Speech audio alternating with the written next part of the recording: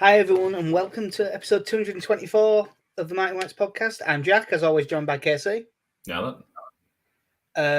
Connie is meant to be here and will be here shortly by the looks of the messages, but it was much easier for me to just start this now while he spends a few minutes trying to get StreamYard to work at his end because it's being a bit weird.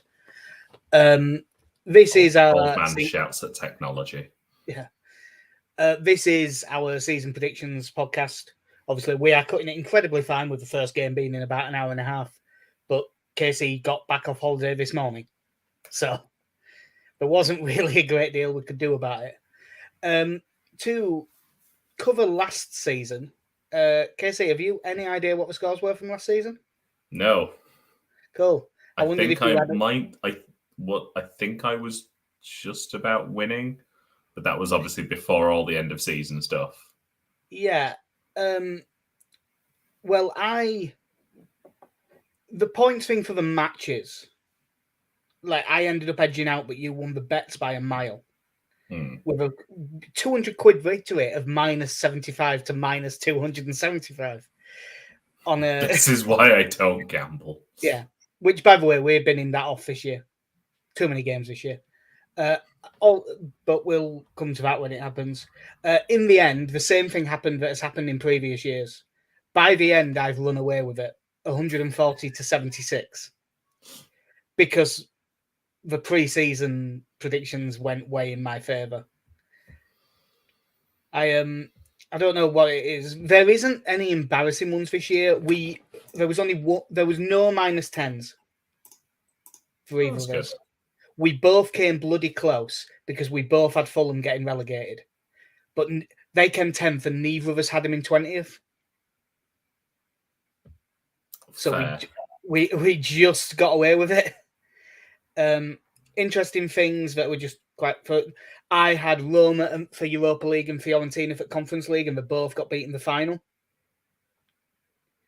I had Man City winning the Champions League, but I have that every year. Somehow, KC didn't go for Erling Haaland to be top scorer. He went for Mo Salah. Yeah, I'm just looking at this now. Just some of my highlights here. Mason Mount for assists. Yes, you did have Mason Mount for most assists. I had Trent Alexander-Arnold. I think the winner was Kevin De Bruyne, but second was Leandro Trossard, which I don't think I'd realised. Yeah, nice tally combined with Brighton and Arsenal. On the specifically Leeds predictions, like we were just awful. We both thought Marsh should last the season. He didn't. I mean, I got the first that we would make a January 1st team signing, which you didn't think we would, but that is hardly an achievement. On the goal stuff, where you get 5 if you head on, 2 if you're within 1. You were within 1. You were within 1 on. No, I was within 1 on Harrison, and that's the only point either of us got. No one made an international cap, so we were a bit unlucky on that. Mateo Joseph was actually the first under 21. Well, other than Nonto, but we hadn't signed him at the time, so I don't count him. Our best one, and definitely our standout predictions of the year, are our picks for player of the season, of which I don't believe we actually gave one out. No, we didn't, did we? Do you remember who your pick was for player of the year? I'm looking at his name right now. Brendan Aronson. Brendan Aronson, which was a pretty bad pick. Again, I'm assuming this was done after that final preseason friendly where I looked at Christensen and Aronson and went, God, our right-hand side's going to be fantastic this season. Yeah. Now we need to argue about whose pick was worse, because I picked Mark Locker. Ooh. Like, I don't think they're holding it. I think Brendan Aronson tried harder. Yeah. That's all I can give him. One of the only good things, most assists, KC, 10 points, Jack Harrison. There was brilliant. And then there really wasn't anything else of particular interest. We did throw in notable mad predictions for this year. In the end, I went for AEW running an angle at halftime of a home match. And I have a weird feeling with a show at Wembley coming up on the 27th of August, that might happen in like the next 2 weeks. But that's what I went for. You had Fulham not to win an away game all season. Well, they won at Ellen Road. Solid season that Fulham had. Yeah. The closest one was I did, and I made a note of it. One of the predictions I nearly went for. The two that I wrote down that I ended up not picking was Haaland will get 6 in a game, and I believe he did get 5. I mean, I've gotten really out there this year. Yeah, and I had Cristiano Ronaldo joins Newcastle in January, and he did go to Saudi Arabia. He went to the same ownership group. So, you know, I wasn't a million miles off. Yeah, well, we may as well just get into the bits of news since the last podcast, while Connie still tries to get things to work. Confirmed since the last podcast, even though we knew it was happening, Carl Darlow's signed 3-year deal around about 400 grand, which, although I've never been a huge fan of Carl Darlow, that is pretty cheap, to be fair. Yeah. He is here. That's as exciting as that gets, I suppose. Obviously, we still have a month to go, but there's still not been a whole lot about Meslier moving on. He's still featured for the most part through the summer. You know, I think it's getting to the stage with him now where if the money is right, then it probably makes sense to sell him, because I remember reading about Tyler Adams potentially having about a £20 million release clause, and people kind of saying, well, at this point, with the amount of investment we've had, it might be worth cutting one of those players loose, getting the money and reinvesting it in 3 players. Yeah, you do wonder how much the bids would be, because as soon as we signed Darlow, I am now working under the assumption that Leeds are trying to sell Meslier. I don't know.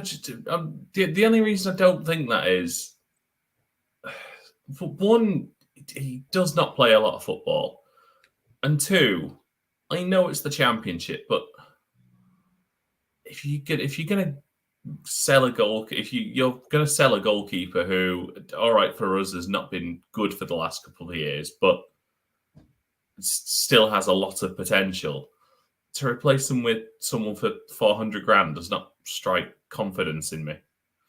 Yeah, it sounds like one of the reasons it's cheap is because, you know, normally the fee covers the contract and like pays it up, and then it's stuff on top. And I think that we might be like slow paying the contract off with it. Yeah. So I don't think it's quite as simple as 400 grand, but yeah, it sounds like it. Max Verber has taken Liam Cooper's words to heart. If you don't want to be here, then fuck off. And off he has fucked to Borussia Mönchengladbach on loan for the season. Yes, because there is, historically, there has never been an Austrian playing in the Championship who has represented his national team at a major tournament. But yeah, he's gone, and we'll speak highly of Mönchengladbach and never speak of Leeds again, I imagine. Even though he will have a number of years left on his contract. Yeah, I mean, whether he comes back or not, at any point, you can't really see him ever playing another game at Leeds.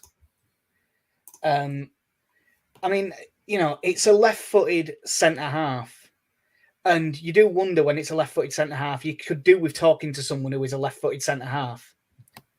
Jesus. So anyway, Chris Concannon, left-footed centre-half. How do you feel about Max Verber fucking off?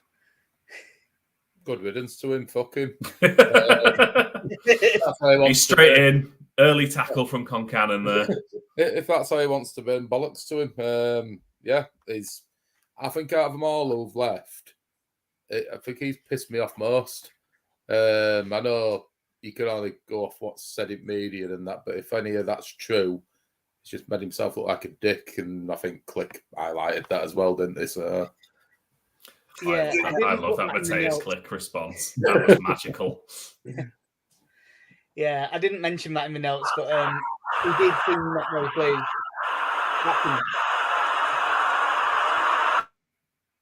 Wait, I just muted Connie's mic, so it was definitely him that was making that noise. I don't know what happens. I'll say it in a sec. Yeah, because Click was giving him a bit of shit on Twitter, wasn't it? And also, it was pointed out on Twitter that like the only people that like were giving anything nice to him on social media were the other players who've left. Yes, the others in the dressing room. Yeah. Right.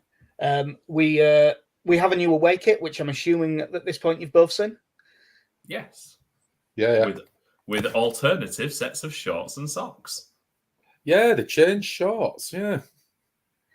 What do you both reckon? I like it. Really I like it. Nice. It's out there. Obviously, it is not Leeds United colours for away shirts, but I think in comparison to the last couple of years, it's pretty nice. Yeah, it should probably be a third shirt rather than an away shirt, but yeah, I quite like it.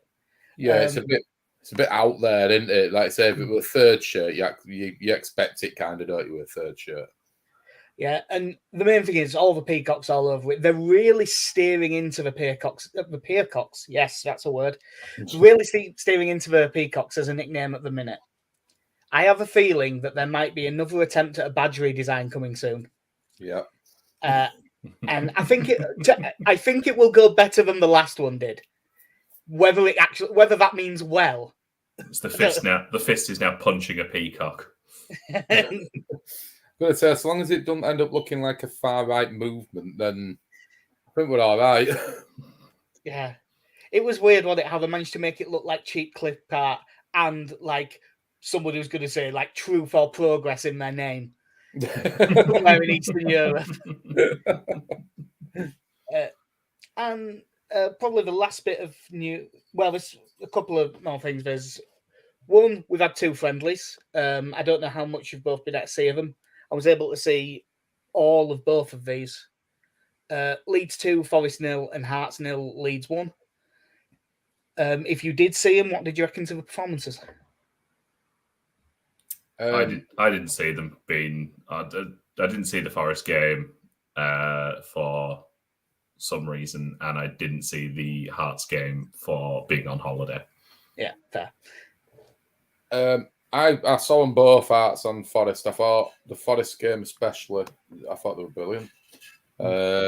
Link up play did really well with. They look fitter as well. They look something like how they were with Bielsa. The way they were chasing balls down and everything. I think the Hearts game was a bit laboured at end. Last 10-15 minutes, there were a lot of challenges flying in, and you were just kind of open. I think I don't know what will put it in on Archie Gray right near end. It was John McGinn, the bastard.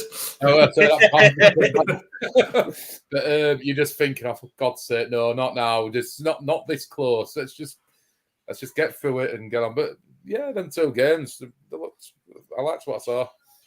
Yeah, my confidence level went up a lot based on them two friendlies. Even though they weren't perfect at all, and it lacked a bit of incisiveness in the final third and things like that, but you could see an actual plan. And God, just being able to keep the ball after the last 2 years was great to see. You were there worrying about all those big challenges, but you don't need to worry about big challenges because Leeds players will fall apart regardless. The main thing out of the Hearts game was Ruta went down with a side injury in what looked like something completely innocuous. But he is out for the Cardiff game and the Shrewsbury game of the Cup. Patrick Bamford managed to pull his hamstring being kicked in the face. Yeah. Which is the most Patrick Bamford thing I think I've ever seen. The thing when that first happened, was it you're watching it live and you're like, you saw the boot go up, and you thought, oh Christ, that don't look good. And then when you see it back, you think, oh no, he's got the hamstring. There we go again. He's tried to do a sprint, and that's him till Christmas. Well, it is him until after the international break, after Daniel Farke's press conference today. So that's him. And also, it has now been confirmed in the press conference, but it was caught on Twitter. You know, the Springs up at Gather with their medical centre? Mm-hmm. Well, someone was outside there and saw Mateo Joseph going in there on crutches. And it turns out that Farkas said it isn't as bad as we thought, so he's off crutches, but he is out for, probably about a month. So Leeds United have, in the 7 days before their first game, managed to injure 3 centre forwards.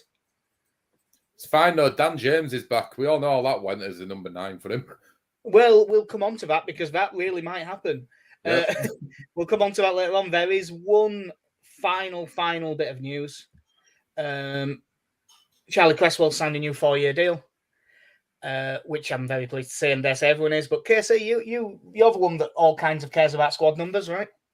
Yes, big fan of squad numbers. Absolutely no pressure on him having the number 5 shirt. Yep. So I mean, as the right-sided centre back. I mean, I think in the last podcast we had speculated because we'd come close to selling him in January, and then I think we'd seen Strauch had played right centre back a couple of times in pre-season as well, which I still think could happen on the opening day with him and Cooper in the middle, but it's a big vote of confidence in him, in as much as giving Somerville the 10 shirt last year was a vote of confidence in his abilities, because although he wasn't featuring straight away, as the season wore on, he was getting more and more game time. Certainly under Marsh, and I think, as the Square Ball said to it earlier, the daft bastard keeping Jesse Marsh in a job.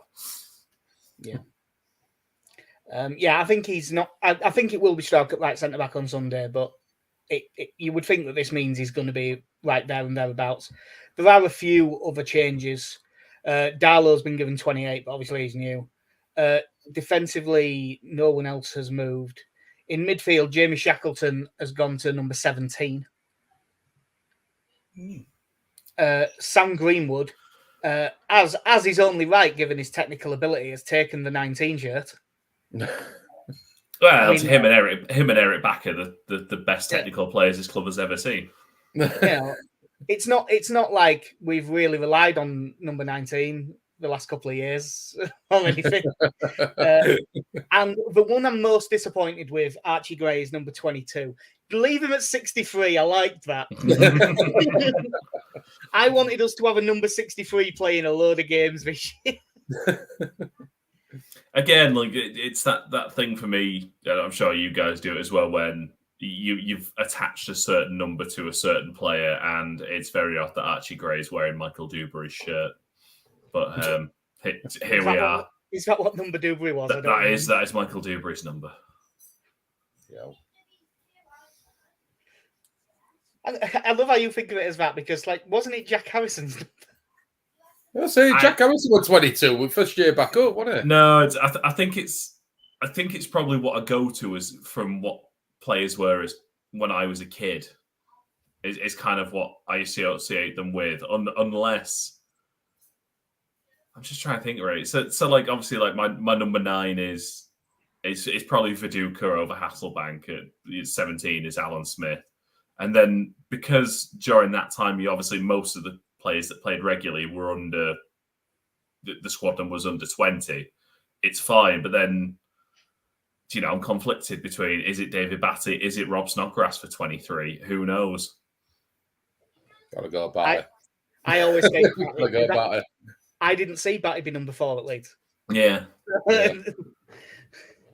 At least I'm safe in the knowledge. Matthew Jones is number 40, and I don't think that's going to change. Wasn't Calvin Phillips on his debut? If we're associating players with numbers, then does this mean that we can associate Scott Wotton with number 4? I think we have to. If you want to be sad. No, that's Erling Haaland's dad. Remember? Yeah, that's how it's described now in football. He's Erling Haaland's dad, and Reece James is Lauren James's brother. Yeah, so how it should be. So we have a fair few predictions to get through. Obviously, when we were in the Championship previously on this podcast, we used to do predictions right through to League 2. And then we went in the Premier League, became spoiled Premier League fans, stopped paying any attention to the EFL, and just did the Premier League. We are still going to do some for the Premier League as well, which is just Premier League and Championship, because we don't know anything about the Championship anymore. We really don't know anything about League One and League Two. I've only been back listening to Not the Top 20 for like this week. Yeah, very handily they released their Championship 1 to 24 podcast very recently, and I found that a very handy guide to listen to today. I found it very disconcerting because they've got us winning the league and they've got it right the last 4 years, and I don't have us winning the league. So, but we'll get into it. Just because it's the order that I have done the form in, we will start with the Premier League. KC, who is your top 4 for the Premier League? And just for anyone unfamiliar with our point system, in each section, you get 5 points if they're correct, 10 if you've got them in the correct position. But if anyone is out by more than 10 places in the table, that's minus 10 points. So I will go in reverse order. So I have got Newcastle in 4th, Manchester United 3rd, Arsenal 2nd, and Man City to win it. Okay, and I am going to say, don't do them in reverse order because it makes it a ball ache to put them in the sheet. That's all I want to do now. Right, so I've got City to win it. Yep. Arsenal 2nd. Yep. Newcastle 3rd. Cool. Liverpool 4th. Right. I have the same top 2 as you. I've got Man City, then Arsenal, then I've got Scum, then I've got Liverpool. There is also a 4th person in this list, friend of the podcast, Alex Bennison, who I thought it would be interesting to get predictions off him, even if he isn't on the pod, because to get a not Leeds fan predicting Leeds and see if they actually get them more right because they're not as invested. If he does better than us, does that mean we just have to stop doing the predictions? No, it just means that we care too much. And he, for what it's worth, went Man City, Scum, Chelsea, Arsenal. So, yeah, not surprisingly, everyone has Man City winning the league. And I think everyone will have that every year until Pep leaves, probably. Or Erling Haaland, one of them. Yeah, one of them too. Yeah, that's true. I suppose there is a chance that Erling Haaland will win everything for 3 years and go, right, I will do something else now. Yeah. That's last year's document. The bottom 3, I'll start us off this time. I have in 18th place, Nottingham Forest. In 19th, Luton. And stone cold last, Sheffield United. I have in 18th, Sheffield United. 19th, I have Luton. And 20th, I have Wolves. I know that there has been a lot of falling out with Wolves and stuff about Lopetegui, and they ain't got much difference done, but that is the most negative I think I've heard someone be on Wolves so far. I don't know what they have. Yeah. Well, I suppose they've lost. Well, has Raul Jimenez to Fulham happened now? Yes, that's happened. Yeah. They have no defenders. No. A striker who has done very little there. And no Neves either. No. Yeah, there's certainly logic to it. I can't really argue with that. Connie?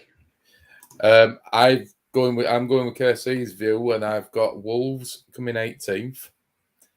I've got Sheffield United 19th, and then Luton bottom. Luton. Yeah, it's weird with Luton because we've all got them going down, but I don't think Luton are actually going to do badly. I just don't think the squad's up to it. No. Like, I think that they will impress a lot of people and come 18th or 19th. It'll be like, I think they'll be very similar to when Blackpool got to Premier League. I'm not saying they'll take it to last day like they did, but when they got relegated, they earned a lot of neutral fans because of where they played. They just give it a go, and they thought, well, what are you? Why not?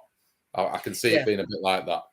Although I will say that I don't think that Luton's owners are crooks like Blackpool's were. That's a good point. That does not need an allegedly at all. No. I think this will be quick. Top scorer? Erling Haaland, yeah. Ollie Watkins. No, Erling Haaland. Yeah, for what it's worth, Alex says that as well. For his relegation, by the way, he did have Wolves as well, Luton, Sheffield United. So there really is not much spread. To be honest, the one I deliberated over, purely looking at it based on transfers, who I could have put at 18th were Crystal Palace, because they've lost Zaha. Correct me if he is already gone. There's obviously a lot of talk around Elise. He hasn't gone, but apparently his release clause is about 35 million, and someone's going to buy him. I think Man City will buy him to replace Mahrez. But yeah, it's obviously there is a lot of time for things to change because there's a month still left in the transfer window. But they're not looking in the best of shapes right now. Yeah. Most assists in the Premier League. Alex went for Bruno Fernandes. I have Kevin De Bruyne. I also have Kevin De Bruyne. I've gone with Bukayo Saka. Oh, interesting. Good job. I mean, he had an unbelievably good season last season. I think he's one of them that Saka might be one of them that's way up in the list. If we did who will have the most combined goals and assists, I could see Saka being really high, but I think he'll be like 5th for assists and 5th for goals, and just like not quite be there. But if he has a season like he did last season, it'll be really high.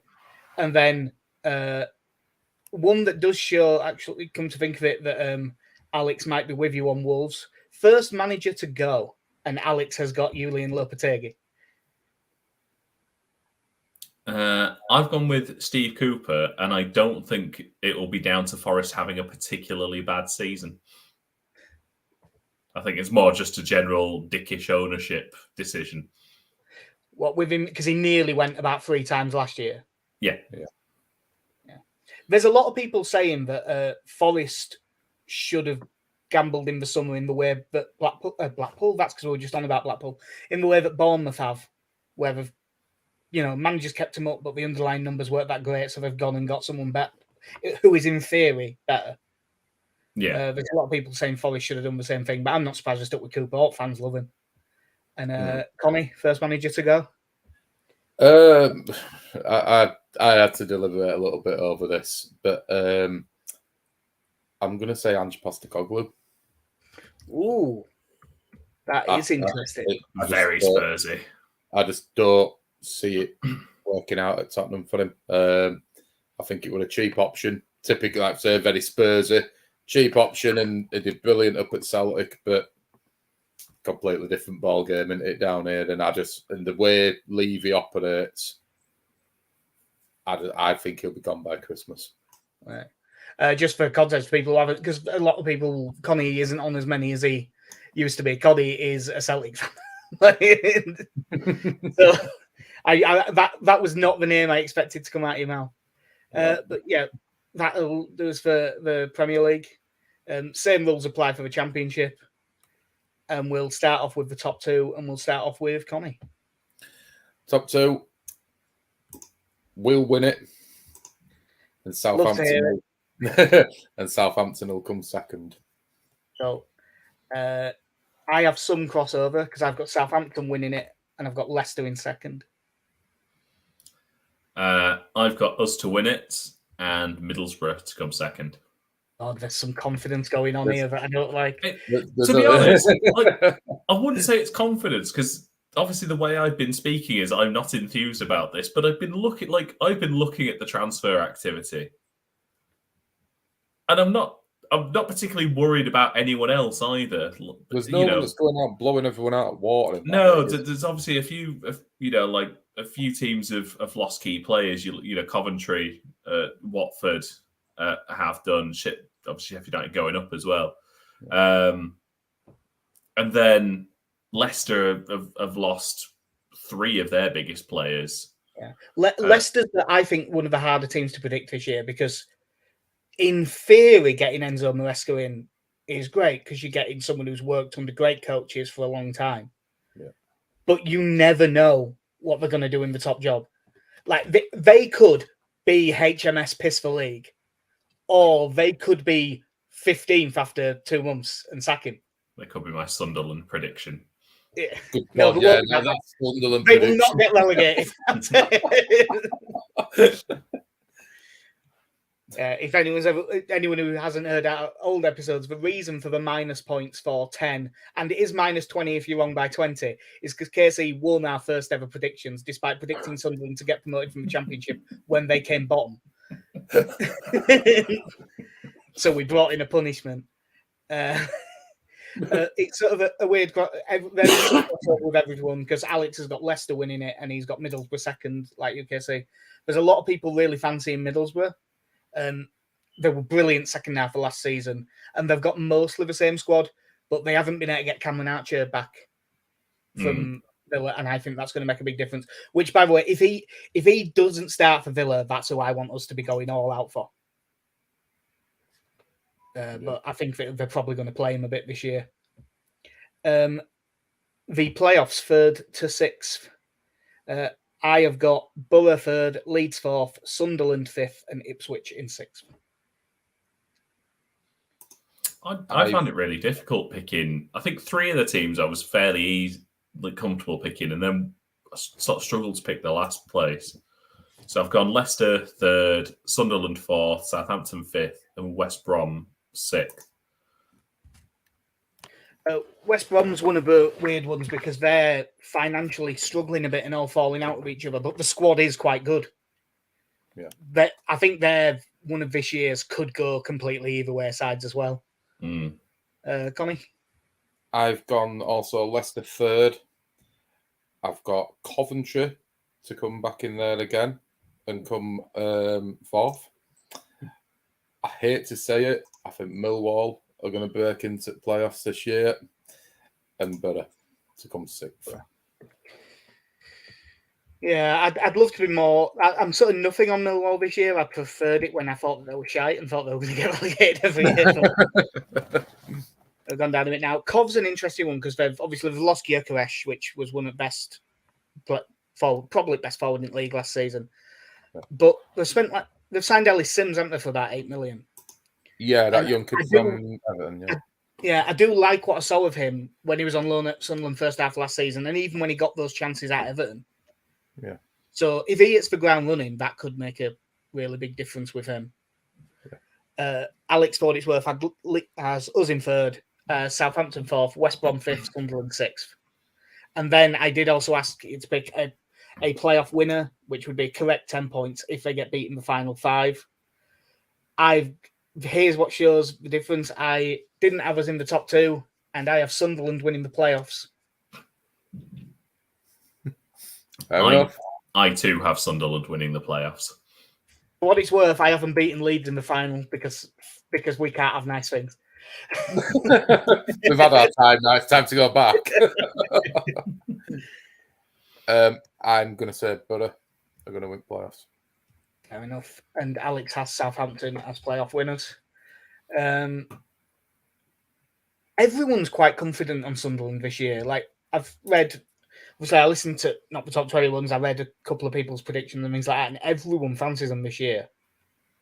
And even though I'm one of them, there is a big thing of what if Ross Stewart isn't the same after that injury? Yeah. Because I think that could make a massive difference to it if he isn't as mobile as he was. Because that was, I know that it's a lower level, but that nickname Loch Ness Drogba, he was just bullying people. But also when he got in behind, he had the pace to get away. Yeah. And if he isn't that player anymore, it could be very different. If he is that player, then then he'll probably end up going to the Premier League in January. The bottom 3, we'll go with Connie first. Bottom 3, so I'm going to say Huddersfield come 3rd bottom. Yep. I'm going to say Rotherham to come 2nd bottom. And I'm going to say Plymouth to come bottom. They're all fair enough. I'll say Alex's now because there's a lot of crossover. He has QPR 22nd, Huddersfield 23rd, and he also has Plymouth bottom. I have got Sheff Wednesday in 22nd, Rotherham 23rd, and I've got QPR stone dead last. Not a bad shout, to be fair, with Wednesday, with what's going on with Darren Moore and that. Well, that's what I think it is. It's nothing to do with the squad or even Zisco Munoz coming in, who I don't rate particularly highly, but he got Watford promoted, so he can't be dreadful. No. But I just think Chancellor is a complete moron and allegedly worse things. So, like, fair enough. I've gone 22nd Stoke, 23rd QPR, and 24th Rotherham, because Rotherham are due a relegation. Because they've had 1 year without getting relegated. So it's about time they go back down and then win League One again. Yep, that's just what they do, isn't it? Like that was basic. I don't know anything other than I know they have a good goalkeeper because I looked at him a bit when Leeds were linked to him. Other than that, I don't really know anything about them. But that's just what Rotherham do. They go down and they come back up. QPR are all over the shop, attitude throats, no money. Les Ferdinand's quit as director of football. Yeah, he's been there years and all, hasn't he, Ferdinand? I think he has actually moved into a different role, but it's like not nearly as involved. I think that they've just got the look of a club where they look like Reading did last season. They're just going in knowing that they're doomed from off. It wouldn't shock me if, like, midway through this season, they suddenly got a 12-point deduction because everything's gone wrong. Yeah. Like, they just look like that. That's why I've got them dead last. The top scorer in the championship, I've gone for Joel Pirro because he scored a load at Swansea. If he stays at Swansea, he'll score a load. And it sounds like if he leaves, it's probably to us or Leicester or possibly Southampton. So I've gone for Joel Pirro. Yep. I've gone. Sorry, mate. I've gone. I don't know. It might be a bit out there. Adam Armstrong. I mean, he was really good at Blackburn in this league, wasn't he? Yeah. He knows the division. Yeah, that's what I'm thinking. Knows that league, scored a lot of goals in it.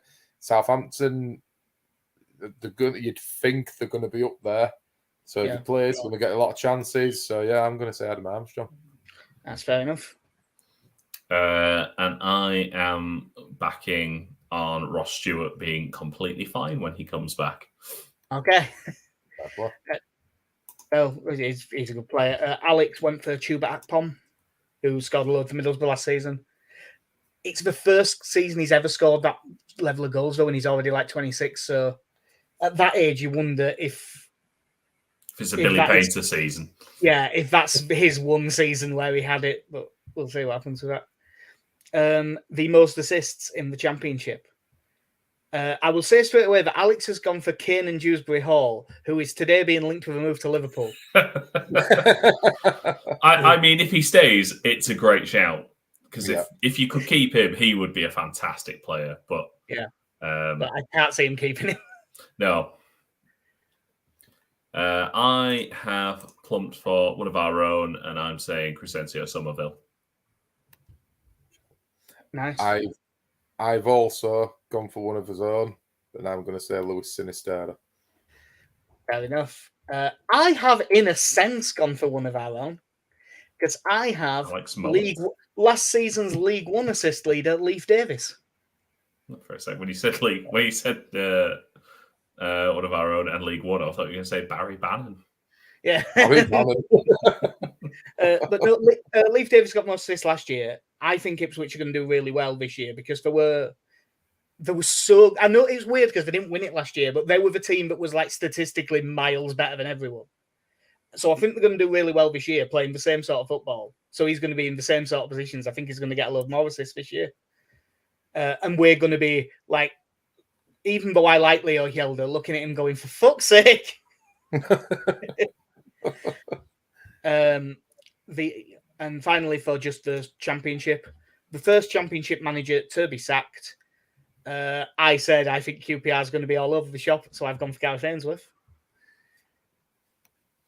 Go on, Carly.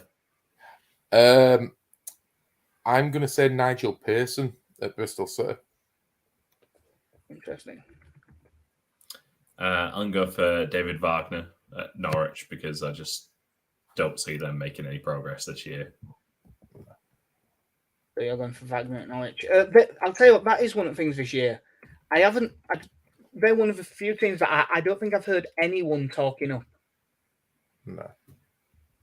I think they're in danger of like turning into like what Stoke have done. They've just gone down there and just become make weights in division, and they're I think they're in danger of doing that. I think Norwich, if I'm being honest. They're like we were. Yeah, you were nailed on to come between 12th and 16th. Yeah, that just every year. Yeah. They've still got a few big players, so they've got a chance, but it might be one of them where they need like a full rotation of the squad, load of players out, load of players in, and rebuild from there. Yeah. Something where Leeds will have absolutely no impact this season, probably the various cups. I ended up scoring quite well in this the last couple of years by just picking Man City for loads of things. So I've kind of done the same again this year. So, in fact, I'll do them all just quick back to back. KC, who do you have for the FA Cup? Newcastle. Oh, the League Cup. Man City. Champions League. Real Madrid. The Europa League. Liverpool. And the UEFA Conference League. The best one to pick because barely anyone has actually qualified for this yet. I think there's about 8 teams to choose from. Can you remember the first year where we had to predict this and literally no teams were officially in it yet? and I believe I got it right because I said, this has Mourinho written all over it, Rome. I've gone for Eintracht Frankfurt for this one. Okay. I will do mine back to back. FA Cup, Man City. League Cup, Man City. Champions League, Man City. Europa League, Liverpool. Conference League. I do have Eintracht Frankfurt written down, but I don't want to do the same thing, so I'm going to say Aston Villa. So, Connie, the FA Cup. Man City. Yeah, it's a problem. The League Cup. Newcastle. Oh, we've done the switcheroo there. The Champions League. I'm still to and fro between this, but I'm going to say Barcelona. The Europa League. Liverpool. That's really dull, but we've all got the same. Yeah. Conference League. Fiorentina. Oh, they were the beaten finalists last year. Yeah. So not too bad. For Alex, for the outside perspective, has Chelsea winning the FA Cup, Scum winning the League Cup, Man City winning the Champions League, Bayer Leverkusen winning the Europa League, and Aston Villa for the Conference League. The problem is Man City are just that good. If you said to me they're going to win everything that they're in, I'd go, you won't bat an eyelid. Yeah, all right. Yeah, I can. I mean, they were denied a quadruple by somehow losing to that Southampton team. Like that's all that it was. They're just ridiculous. So, do you want to do all the Leeds stuff first, or do you want to get as mad? We should get as mad one out of the way. Yeah, go on then. I will tell you Alex's first. Leeds have a goalkeeping injury crisis, and Harry Christie plays a first-team match. Okay. Which is some going because I believe that's 4 goalkeepers have to get injured. Well, I'm going to say we've got quite a few goalies there still at the minute because Klassen's not gone out yet. I suppose this thing is Melier goes.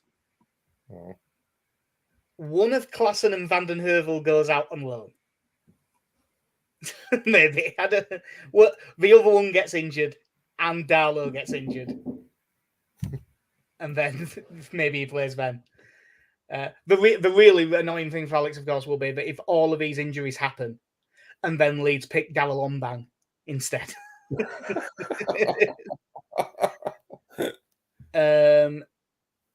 Connie, what is your notable mad prediction?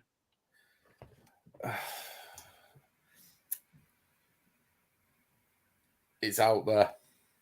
Good. Really out there. Erik ten Hag doesn't see out the season at Man United.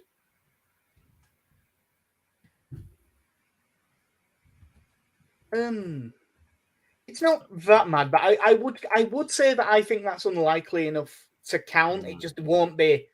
It won't be some ridiculously amazing shout if it comes off. And the thing is, I think if he went, yeah, and let's say there were 10 games at season left, yeah, it wouldn't shock me in the slightest if he's not in work, if Ollie came back as well. I'll say if that happens as well, then that does. That very much counts as a mad prediction. Yep. Still end of season, bit like Lampard at Chelsea. A bit of feel good. Yeah. No, that won't win in 9.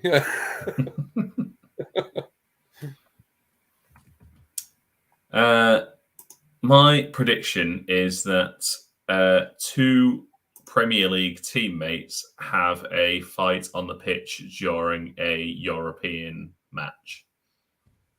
I'm not going to narrow. We're talking about the Solon Batty here. Yeah. Cool. 2 Premier League teammates fight on the pitch in a European match. Yes. Right.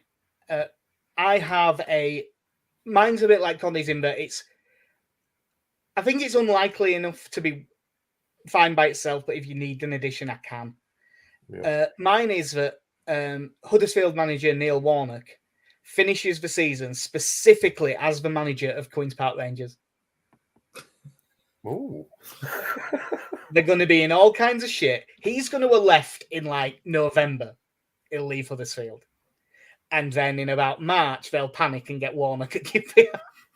And he'll have one more job in him. So I'm saying very specifically, not he takes another job afterwards when he says he's definitely retiring. It's specifically Queen's Park Rangers. It sounds very Warnock.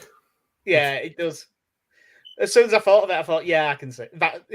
I'd almost be surprised if it doesn't happen.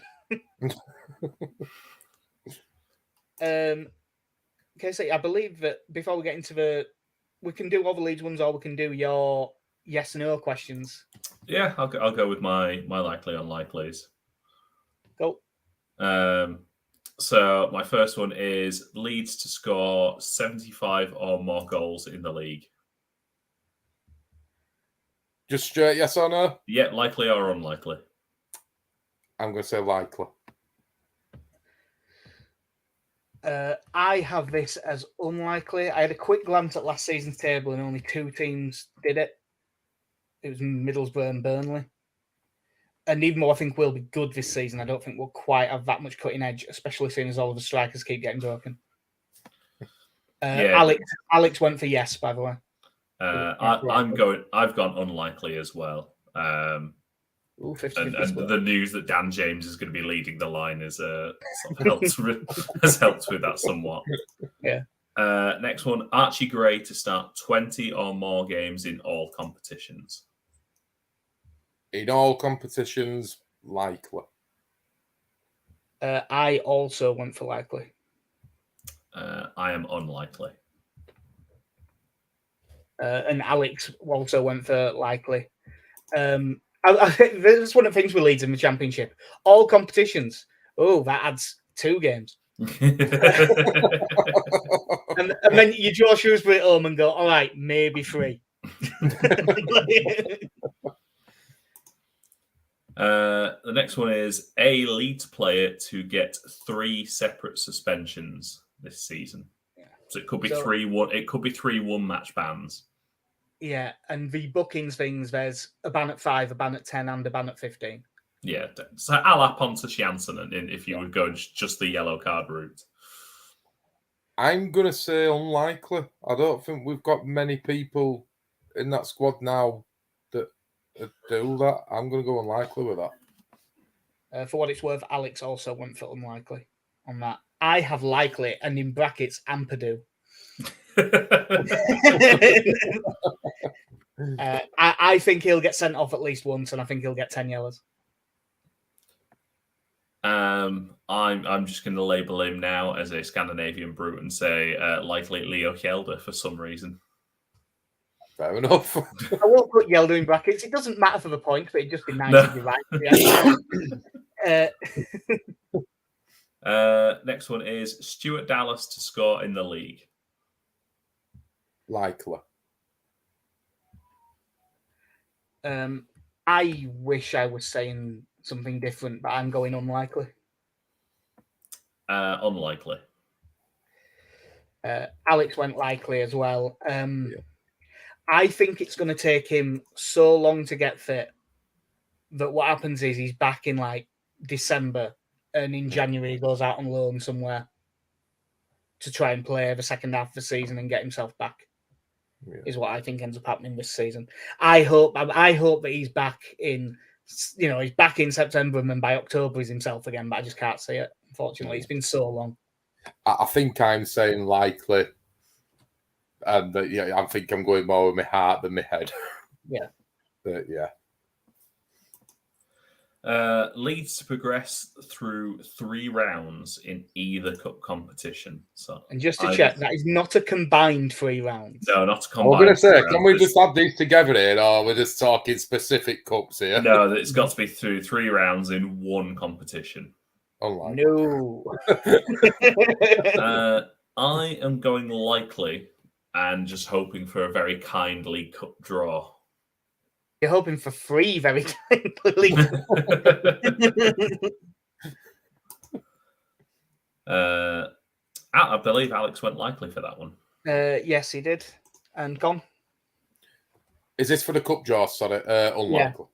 Unlikely. Cool. Another 50-50 split. Next one is a team to score 4 or more goals against Leeds in a single game. I've got likely for this because I think it's such a long season in the Championship. I think you're going to have one really bad day where you just get battered. That's it. Happened under Bielsa, didn't it? Even when we went up under him, we got arseholed a couple of times, didn't we? Yeah, likely. Likely. Alex also has that, so we all are thinking there is going to be a bad one. And because your last likely, unlikely, which I think is your best question. Yeah, final one. Joe Gelhardt, Crescencio Somerville, and Jorginho Rute to all start in a game together. To be honest, I was thinking about specifying a league game, but I'll leave it just as a game. Yeah, I'm going to say I have this as unlikely. I'm going to say unlikely. Yeah. I'm going to say unlikely, although it is something I would very much like to see. Yeah. And Alex has this as likely. Like, you absolutely can get them all in the side. I just don't think it's going to happen. No.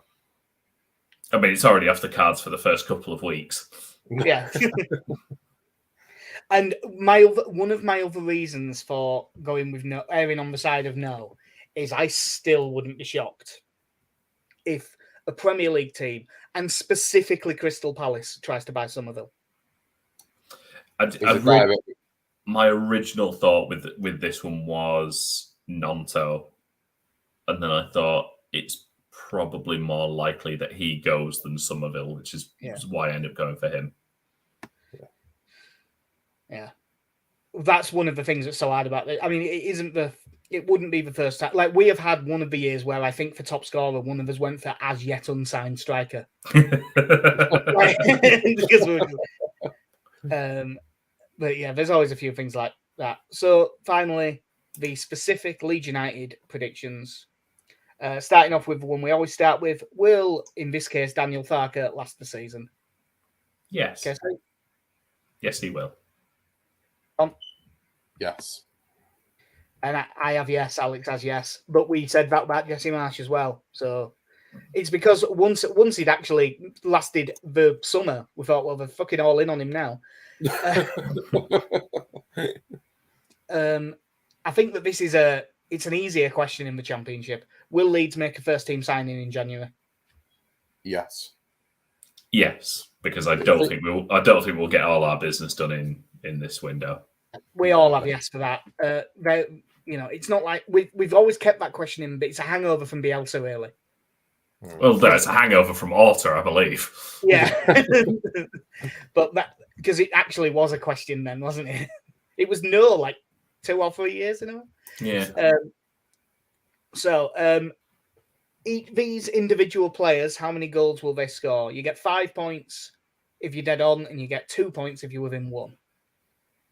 Opening up, this is probably, it's a good job that we didn't ask this a week ago. So there's what happened in the friendly happened. Patrick Bamford.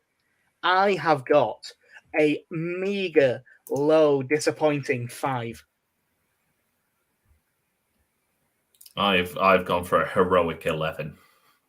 Oh, Snap your hand off for that. I've gone for 10. 10. Alex also had 5. I think it's because of the lack of minutes that he's going to get that few. If you could guarantee he'd stay fit, then I think he'd do well. But Jorginho Rutter, Alex has 3, which I think it's fair to say would be disappointing.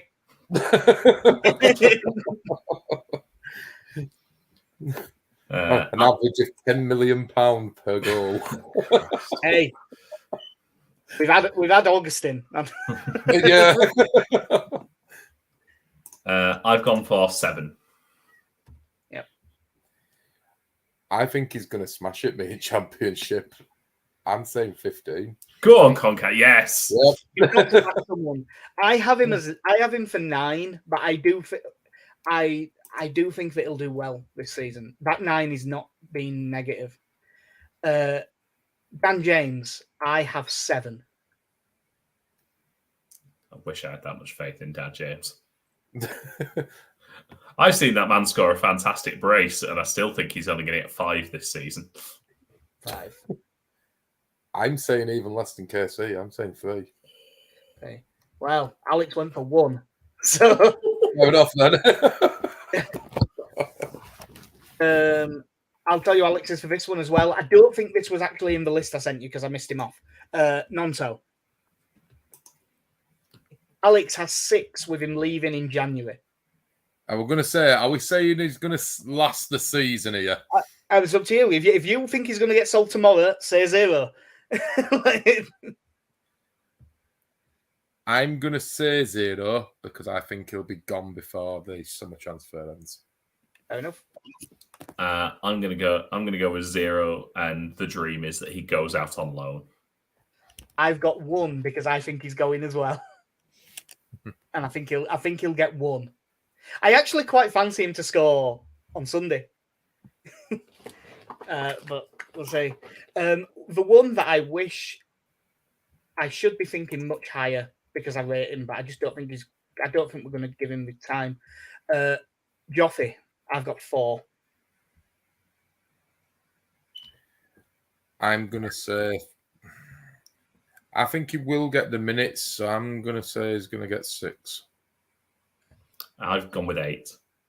I still think he will be still an impact player off the bench, but I think he'll get quite a few coming on the last 20, 25 minutes. I think this is one of the areas where Alex does have faith in one of our players because he has 11. Incidentally, the same number that I have for Crescencio Somerville. I'm not far off you with Somerville.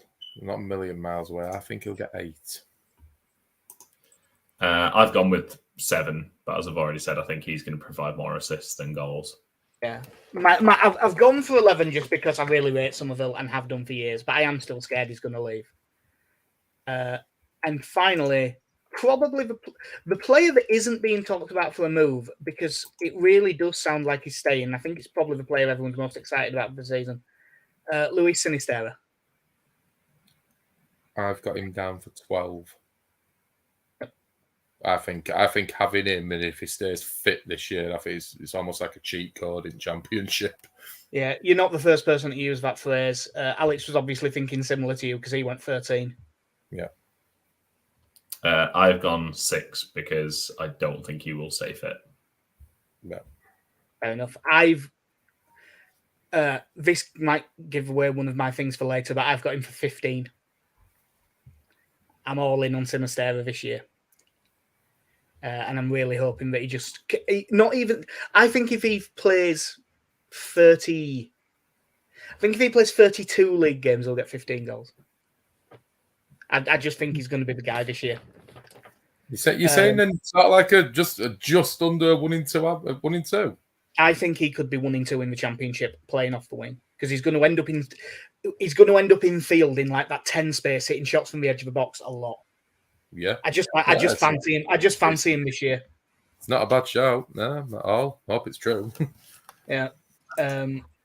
So one of what is normally one of my favourite questions, but last year because we were shit, the answer was no one. First new international cap for a Leeds player. Having a look through this, because we were back to having quite a lot of English players who absolutely have no chance. I've gone for Leo Hjelde. I will say so have I. I'm going to make it an hat-trick. Purely down to the reasons KC said we've got a lot of British players back there and English specifically, and they're not getting anywhere near that. Alex has gone for one that I will give him if he leaves and gets one before anyone else. He's gone for Somerville. Right, okay. I think he's thinking he leaves, goes to a Premier League club, and then gets in the Dutch squad.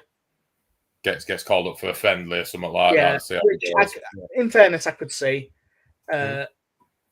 First under-21 player to make a league debut. Sorry, just before we do that, I have just realised that not one of us thought Pascal Strauch, who is still eligible for that. Well, I mean, if he picks Belgium, they might call him up from the Championship just to lock him in. But I don't think he's going to pick Belgium, because if he was going to pick Belgium, he'd have done it before. First under-21 league debut. I have a feeling this might be a hat trick as well. I have picked a second choice because I assume we have each gone with Archie Gray. Yes. Yeah. What I'll do is I'll put in Archie Gray for everyone. Either way, for what it's worth, Alex went for Sonny Perkins. This is one of the things where the difference... I said it'd be interesting to get the non-Leeds perspective. I think this is one of the ones where the non-Leeds perspective is bad. Because Perkins hasn't been involved all of pre-season. Well, I'm going to say not kicked a ball. Although I think he might be on the bench on Sunday, because who else are we going to have in terms of the attacking options? When we say debut, by the way, is this league debut? League debut. Okay. I was going to say. Because obviously, I was going to say, man's got a goal for us. Yeah, but I actually went back and checked when he said Perkins, because I thought, did he not get any 5 minutes as a sub or anything? And he didn't. Yeah. Are we saying we're going to have a backup then if we've all got Archie Gray? Yeah, just it's probably worth doing, because are we all just assuming Archie Gray starts on Sunday? Yeah. Yeah. I think based on pre-season, you've got to go with that, haven't you? I think that's it, because Darko JB's got his one appearance against Man City. Lewis Bate played the season before that, if he's still involved. Yeah, most of the players that are in and around it have made an appearance. Mateo Joseph has made a league debut already. Yeah. I have gone for Jeremiah Mullen. Jesus Christ. It's my backup as well, yeah. Jeremiah I mean, to bring him on as our cultured striker, as I now think of him, because obviously I didn't watch the under-21s like Jack did, and just off what I've seen of him is a technically gifted centre forward. Yeah. For my backup, I am going Perkins, because even though I think he's going to get shipped out on loan, we have so few attacking options that I could see him getting before he goes out on loan at the end of this month. I could see him getting off the bench once. I really thought you were going to go Chris Moore. I do like Chris Moore. Yeah, he does say it's not bad players, Chris Moore, yeah. Have you got a backup, Com? Yeah, mine were Jeremiah Mullen. Oh, you got, Mullen. Go. Yeah. Mullen. Now, let's hope this year we actually have our end of season awards. Yep, because the next one is Player of the Year. After what I said about the goals, you're probably unsurprised to hear that I am saying Sinisterra. I'm going all in, me, on Ruta. I think he's going to absolutely tear this league apart this year. Tear this league apart. Yes. That journalism degree is really paying off. Get me in as a sub-editor. I'm going Crescencio Somerville. Somerville, incidentally, is what Alex went for as well. Could happen again. Young player of the year. Archer. Yeah. I'm going Jorginho Ruter for young player. Fair enough, he does qualify at his age. Under the Calvin Phillips rule, we've got to about 25. Yeah. I believe it's also the Nigel Leo Coker for the under 21. Or in fairness, the under 21 was it the Euros this year? Yes. Max Aaron's playing right back. Yeah. And I was like, I mean, he is 23, but I was thinking, aren't you like 27? I have Archie Gray. Alex also has Archie Gray. For top scorer, I have Luis Sinisterra, as does Alex. I'm saying Ruter. I'm going Pat Bamford. Wow. Yes. Stick with the old guard. I like it. In fact, I've backed Bamford every season, and I still do think he has the ability. It's just so Alex Benison in the comments, didn't Archie Gray get minutes in the Prem? Otherwise, I would have picked him. Well, no, he didn't. He has been on the bench for a year and a half. Because his first time on the bench was that Arsenal game. Bielsa had him on the bench at one point, and we were like, look, we're terrible here. Just put him on anyway.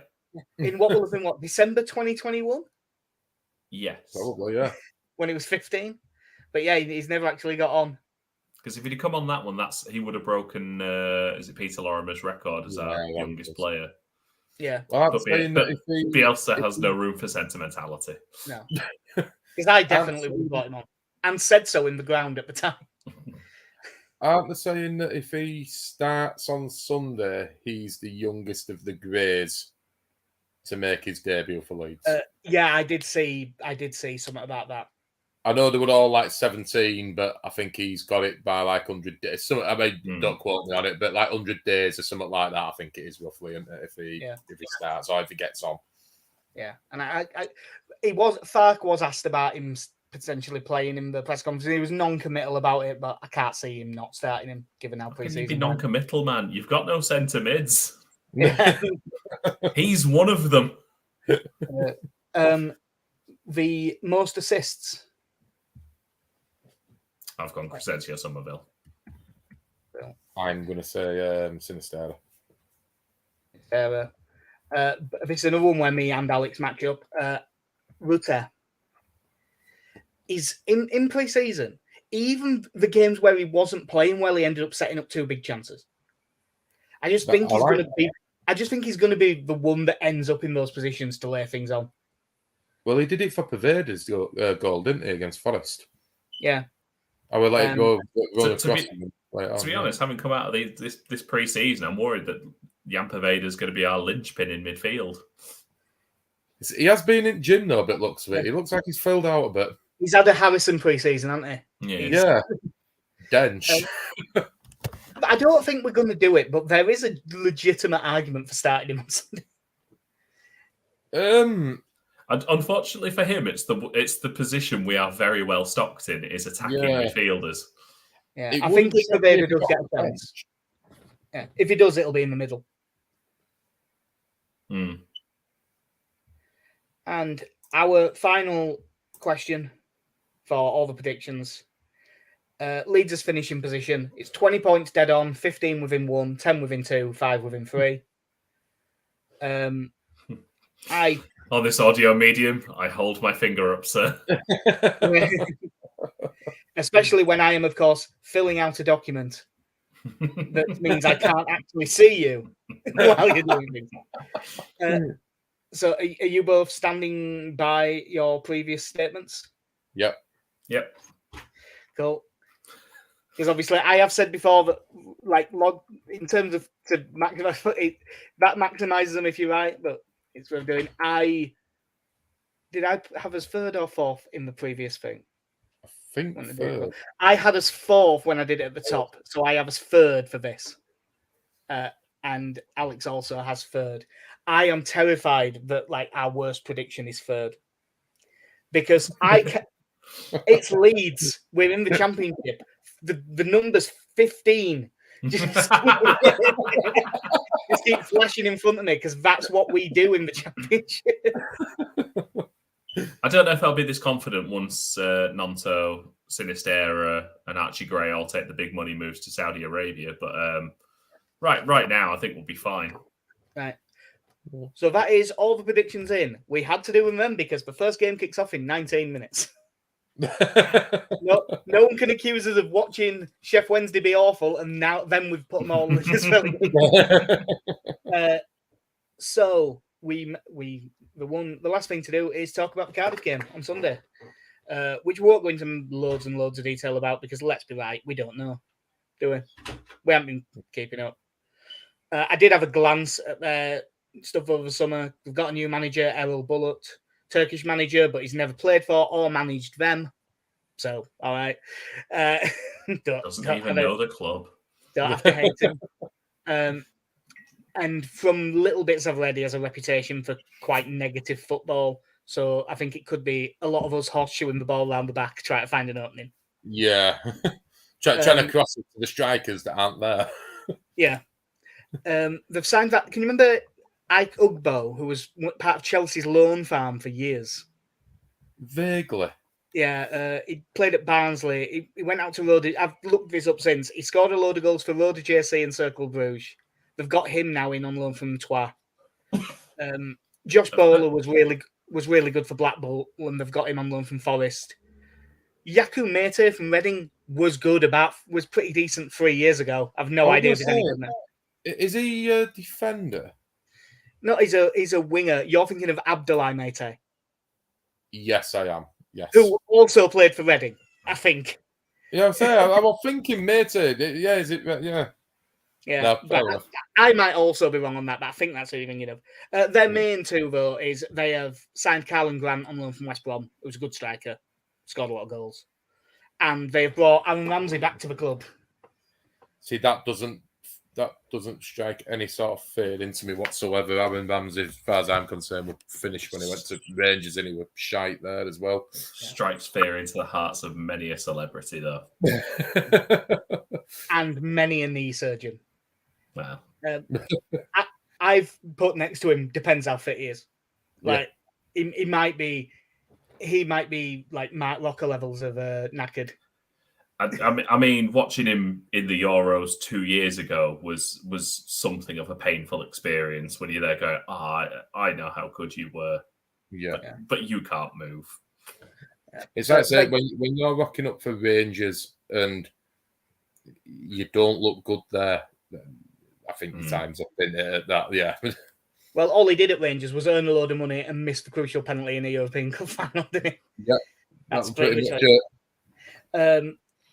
Their goalkeeper's injured, Ryan Alsop, but their backup is Jack Anick, who is fine. He's been a solid League One and Championship goalkeeper for a while, so I don't think that's going to make much difference. Obviously, the main thing for them is us. So Bamford, Joseph, Adams, Harrison, Greenwood and Firpo are all out till the international break. And then Dallas is out for God knows how long. Reuter's out. And they haven't said how long, but Cody Drama's out as well. So yeah, it's just basically wondering. We know what the system is going to be. It will be roughly 4-2-3-1. The main questions are, and I will check Twitter before they ask this: will Leeds sign Sam Byram before sort of either tonight or tomorrow morning in order to make him available for Sunday? I think they've got to do. I think they've got to sign him.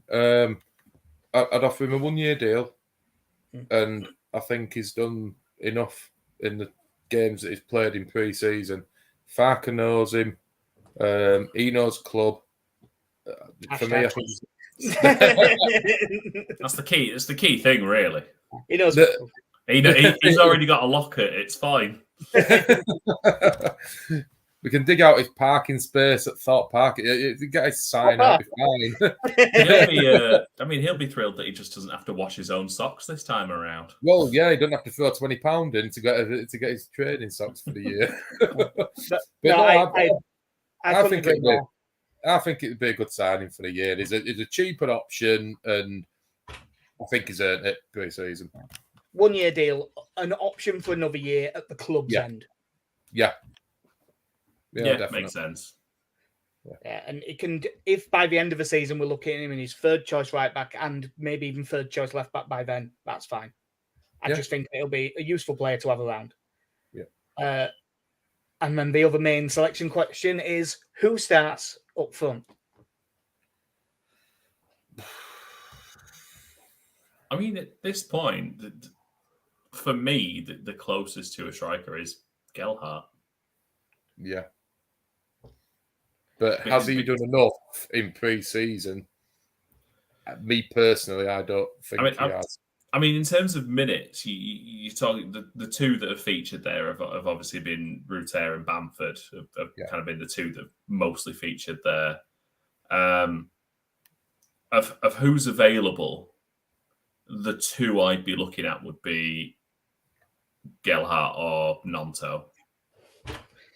I would be very tempted to go with Nonto out of the two. Yeah. When the injury news first broke, I put on our Twitter, I wonder if this will be Joffrey's chance. But the more I thought about it, the more I think it will be Nonto. And am I right in thinking? Sorry, Jack. Am I right in thinking though? Has Sinisterra played up front before? I mean, obviously he will, but he's played as the 10 before, definitely. But I mean, he probably has done at some point. Basically, I think it's going to be Sinisterra left, Dan James on the right, Somerville 10, and Nonto up front. And I think that at least 3 of them will probably play up front at some point in the game. Yeah. I think basically everyone who isn't Somerville will probably play at 9 for a bit in that game. I think that'll be quite fluid. Yeah. But yeah, I think that's the front 4 we'll go with. Yeah. I'd be happy at that. It's an odd one because I think individually 3 of those players are very good players, and Dan James, who was also there. But I will say, I do want to say, as much as I agree he's technically not that good a footballer, I would go as far as saying I think he's had a good pre-season. He has. I think he's been good in games. And I think, I can't believe it, but I think his crossing has looked really good.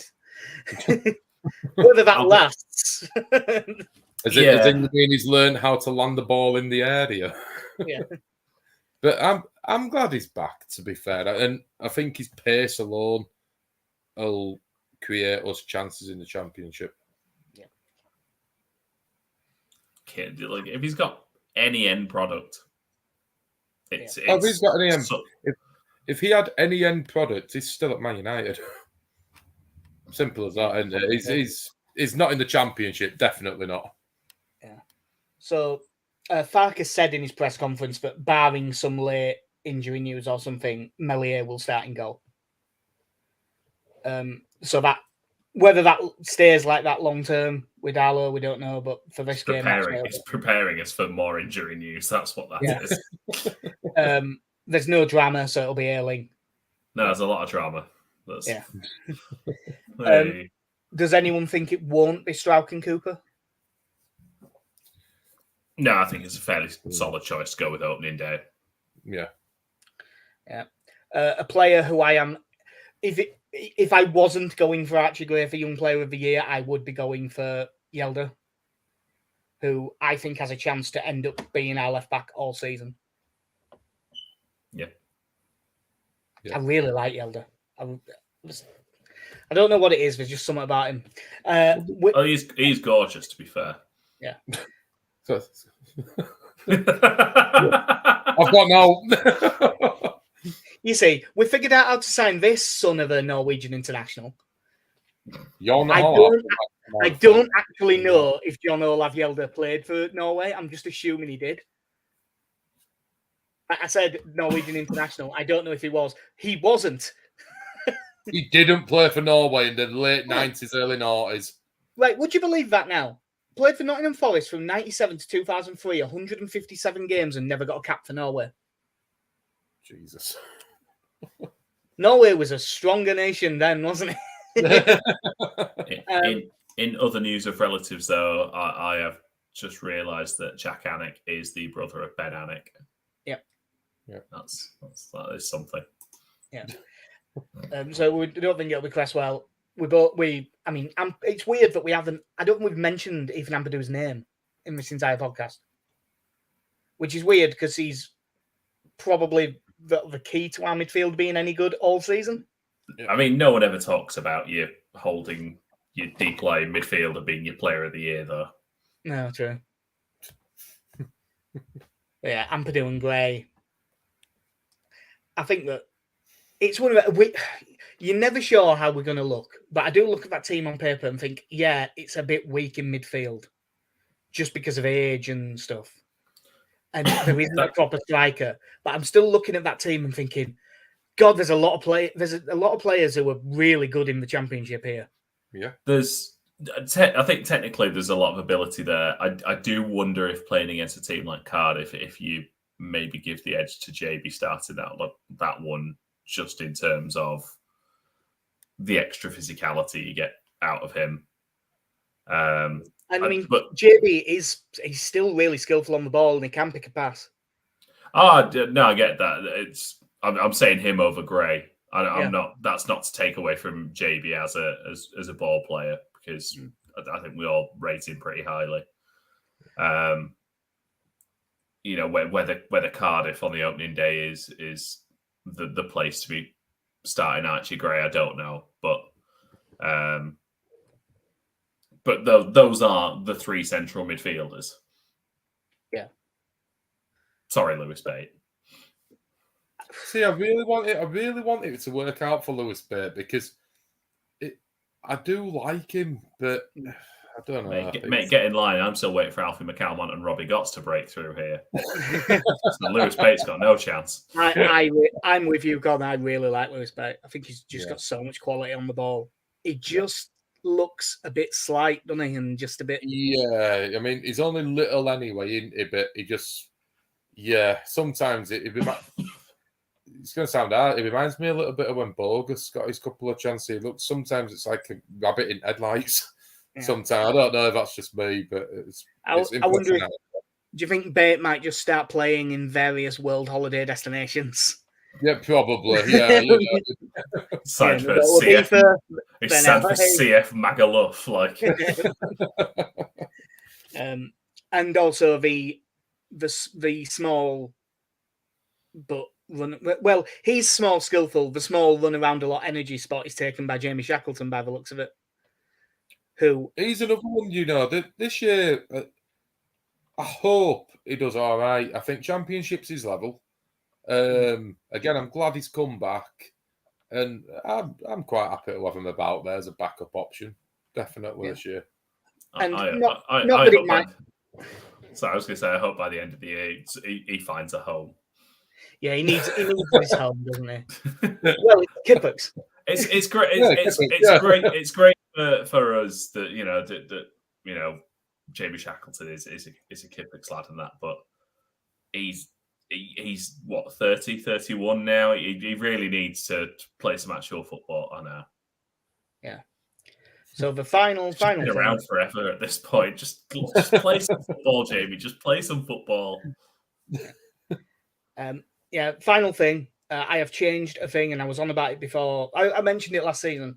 It was always 2 points for correct result, 5 for correct score. It's now going to be 8, because the difference in odds between getting a match right and getting a correct score right is bigger than that. Okay. So it's now 2 and 8, which I think is a better line. So Cardiff at home on Sunday. Connie, what do you reckon the score will be? 3-1 Leeds.